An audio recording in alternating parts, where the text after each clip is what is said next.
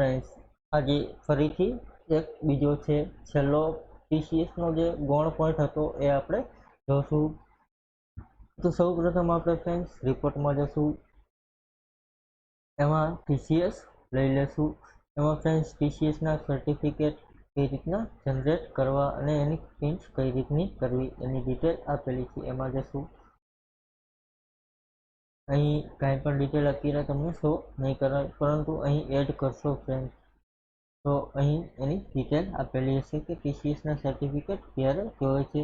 ટીસીએસના જે સર્ટિફિકેટ છે એને ફોર્મ 27D કહેવામાં આવે છે. એન્ટર છે. ત્યાર પછી અહીં પાર્ટી આપેલી છે તો અહીં સિલેક્ટેડ રાખીશું. એમાં XYZ એક જ પાર્ટી રાખીશું. એન્ટર આપીશું. અહીં સર્ટિફિકેટ નંબર 1 છે એ આપીશું. અહીં ઓકે આપી દઈશું.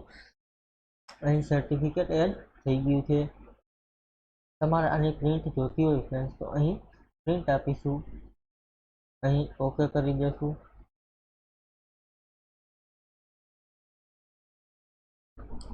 જ્યાં સુધી ફ્રેન્ડ્સ પ્રિન્ટ થાય ત્યાં સુધી વેઇટ કરીશું. અહીં ફોર્મ 27D સર્ટિફિકેટ જે છે એ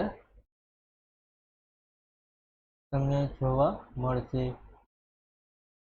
અહીં જોશો તો ફોર્મ 27D દેખાશે.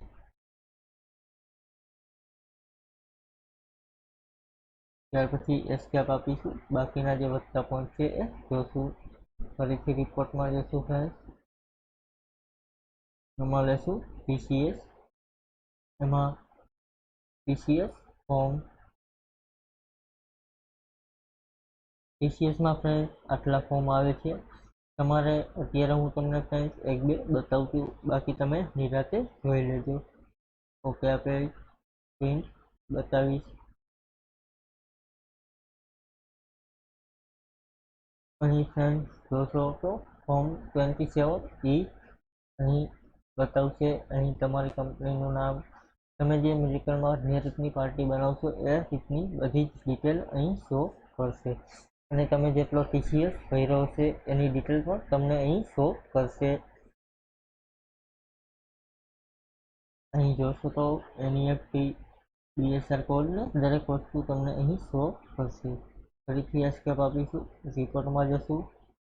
એમાં ટીસીએસ ફોર્મ છે. હવે ફ્રેન્ડ્સ એક એનેક્ચર બતાવી દઉં તમને. બાકી ફ્રેન્ડ્સ બધામાં ડિટેલ સેમ જ હશે.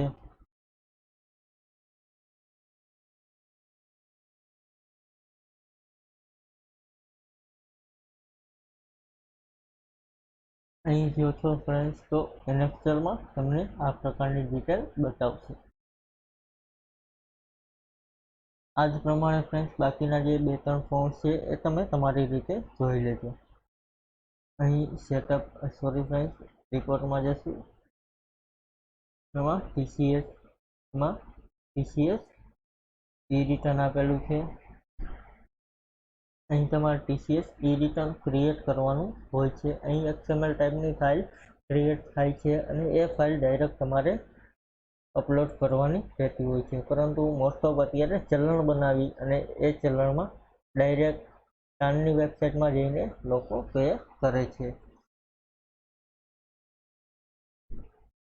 અહીં નો કરીશું ફ્રેન્ડ્સ. અહીં પરફેક્ટ સફિક્સ આપેલા છે તો અહીં અત્યારે એક કરી દઈશું. અહીં ફોલ્ડરમાં એમ નામ રાખીશું. ક્રિએટ કરીશું friends. Sorry friends, PAN number આપણે નાખેલા નથી એટલા માટે અહીં ક્રિએટ નહીં કરવા દે.